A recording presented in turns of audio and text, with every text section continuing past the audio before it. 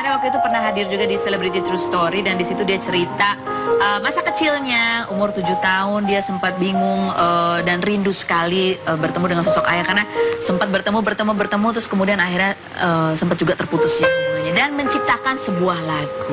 Seperti apa lagunya? Kita lihat yang berikut ini. Daddy, I've been waiting for you to come. Daddy, I've been praying for you to come back to my life, to be here by my side, to protect me, to kiss me, to give me kiss goodnight. In my dreams you are here, holding me so tight, protecting this heart you left behind.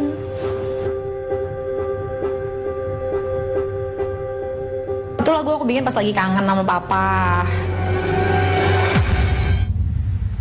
Itu pasti berat sekali di usia-usia seperti itu, dimana kamu memang sebelumnya memang dekat sekali dengan papa. Iya, lumayan. Walaupun hanya 5 tahun ya. Tapi ada semacam ikatan batin yang nggak bisa digambarkan dengan kata-kata gitu. Kayak aku ngerasa banyak sifat aku itu dari papa. Sisi Seperti apa? Hangat, suka bercanda, ekspresif, santai, laid back.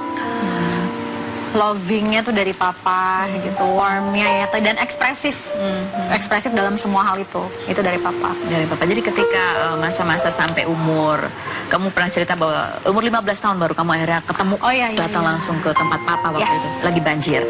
Ya sih, benar. Jadi dari SD lah ya, pokoknya sampai aku udah mulai syuting Bidadari, itu udah nggak pernah tuh kontekan sama papa, nyari dia juga nggak tahu kemana.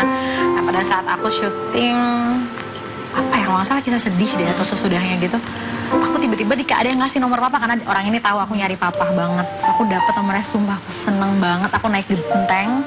Jadi aku tuh waktu kecil suka naik genteng.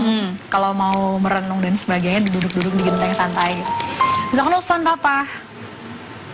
Ih aneh deh, kayak rasanya kayak nggak kenal katanya.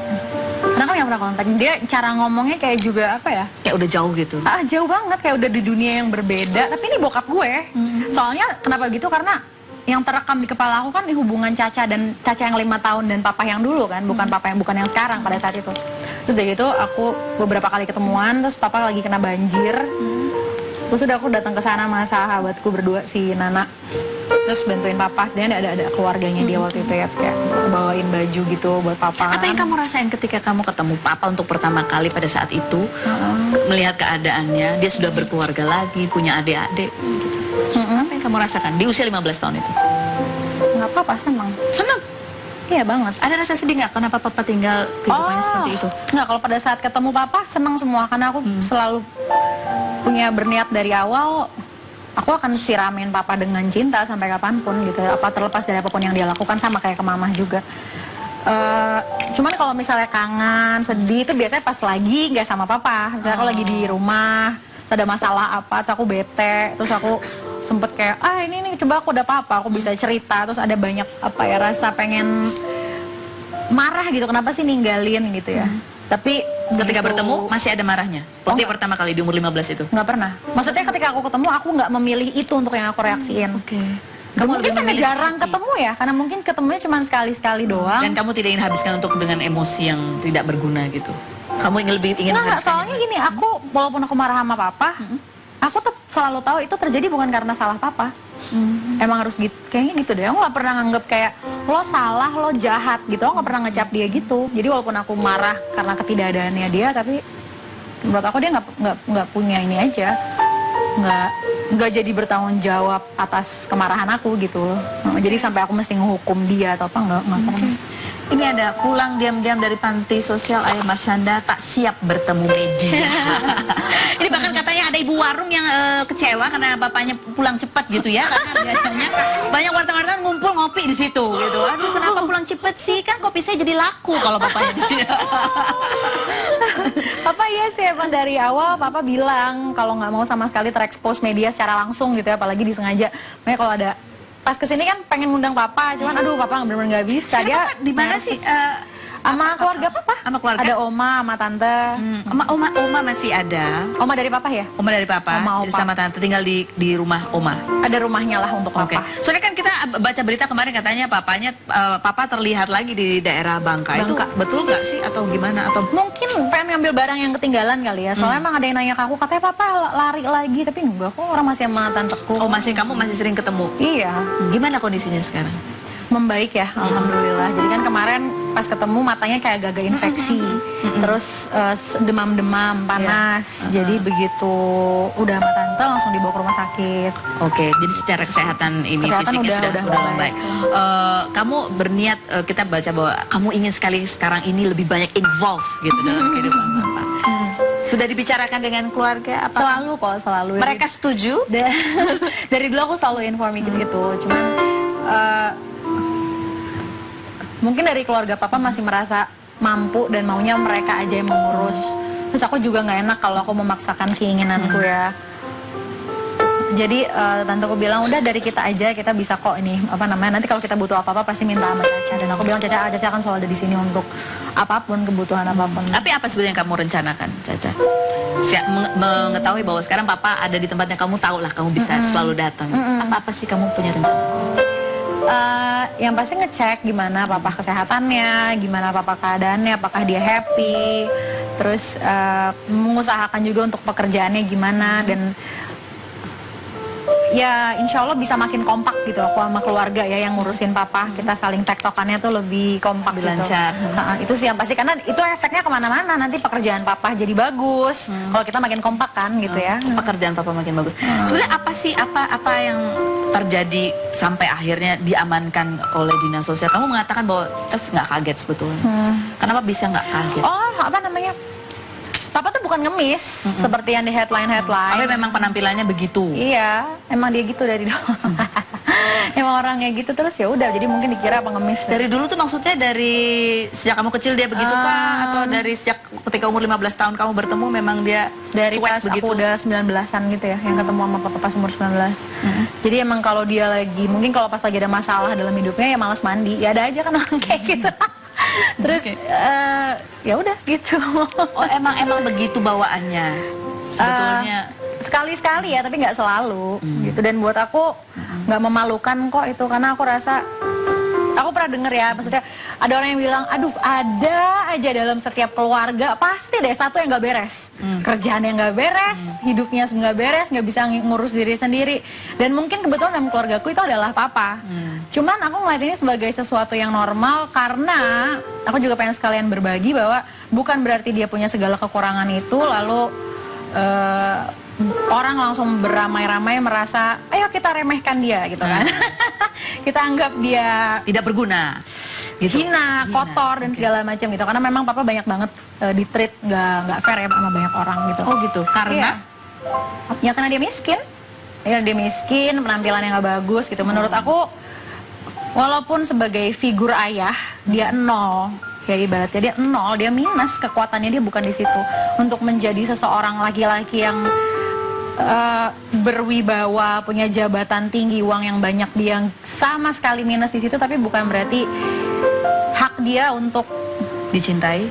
dicintai, untuk diterima, untuk dianggap sama, itu hilang. Apa yang kamu lihat, Caca? Sesuatu yang sebetulnya adalah nilai positif dari papa di mata kamu. Masih ada dong. Dia tuh santai, dia nerima hidupnya dia sendiri. Cuman orang aja yang ribet pengen ngerubah dia. Kadang-kadang gitu ya, ada orang yang dirinya dia tuh bahagia dan bersyukur dengan hidupnya dia sendiri. Walaupun bagi standar beberapa orang tuh, ih kok gitu sih? Mungkin karena kalau mereka ngalamin itu mereka nggak akan sekuat papa. Tapi mereka bukan berarti jadi harus mewajibkan papa punya standar seperti mereka, dan tidak menerima atau mencela papa kalau papa tidak ikut dengan standar yang mereka paksakan. Allah aja diem kok sekarang di langit, ngerti nggak? Allah udah ngatur jalan, ya kenapa kita manusia suka belagu banget pengen apa ya, ngejudge kalau orang lain nggak menganut nilai-nilai yang kita pegang gitu. Kan orang Ini beda-beda. Marciana sebagai seorang public figure, banyak orang yang melihat berita ini dan kemudian berkomentar. Kita ajak kamu untuk melihat beberapa komentar orang-orang berikut ini. Kalau menurut dia sih bagus ya, Marsyanda mengakui orang tuanya. Mengakui setiap orang tuanya itu udah bagus ya, udah bagus. Tinggal ke depannya dia harus lebih fokus memperhatikan dan itu memperhatikan orang tuanya. Walaupun apapun yang terjadi namanya juga orang tua kita ya. Hebat sih Marsyanda sejak public figure mau ngakuin ayahnya yang seorang pengemis. Sementara kan masyarakat kayak kita orang biasa juga belum tentu mau ngakuin kalau misalnya bapak kita jadi pengemis itu bapak kita. Tapi Marsyanda seorang public figure saat ini sih. Oke. Caca, telepon dong papa. Nggak bisa deh. Kayak nggak bisa deh. Kenapa? Nanti dia marah. Oh gitu? Iya, dia benar-benar nggak mau kalau kayak diwawancara, mukanya dari awal tuh udah strict banget orang pas di dinas sosial. Papa bikin surat sampai pokoknya saya strict tidak mau terekspos langsung sama bilang sama orang dinas sosial. Jadi ke aku juga bilang papa sama sekali nggak mau ya Ca, dan nggak akan berubah gitu. Nanti gue dimarahin ya mau.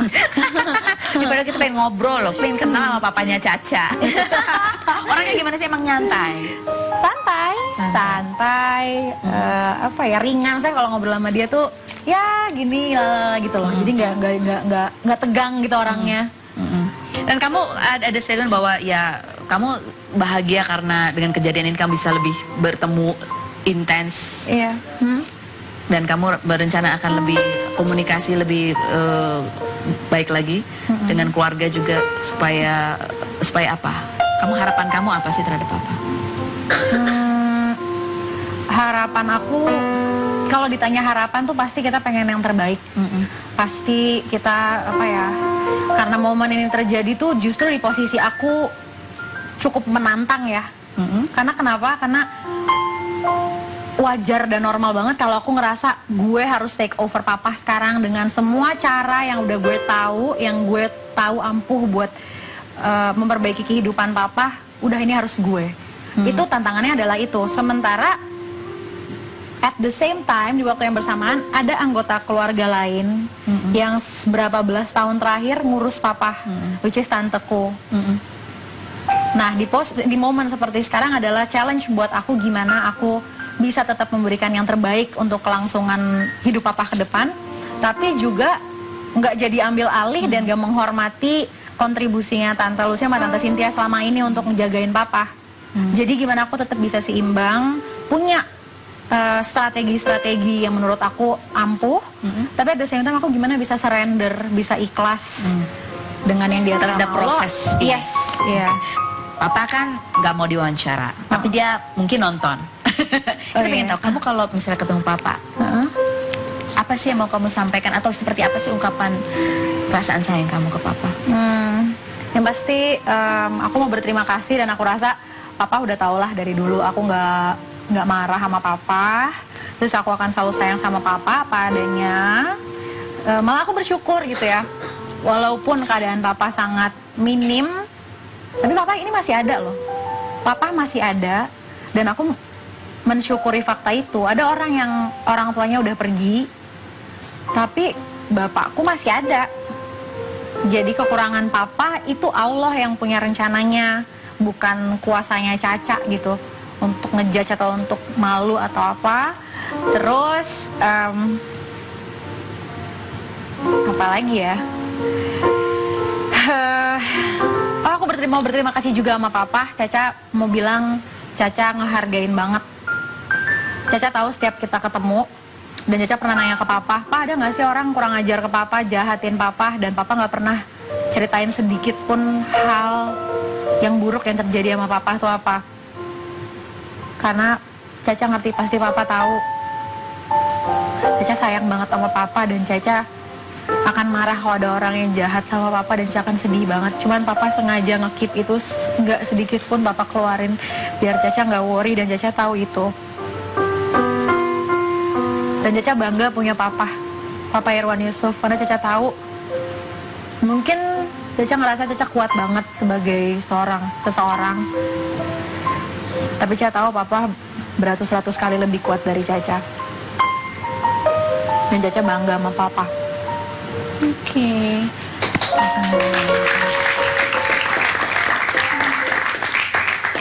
karena orang tua itu adalah manusia biasa. Kita juga punya kekurangan ya. Dan betul kata Caca, luar biasa bahwa seperti apapun kalau kita orang tuanya masih ada, itu adalah sesuatu yang luar biasa. Banyak di antara kita yang barangkali orang tuanya sudah tidak ada, kita sudah tidak sempat lagi berkata secara langsung seberapa besar rasa cinta kita. Kita akan kembali lagi, jangan kemana-mana, tetap di Rumpi.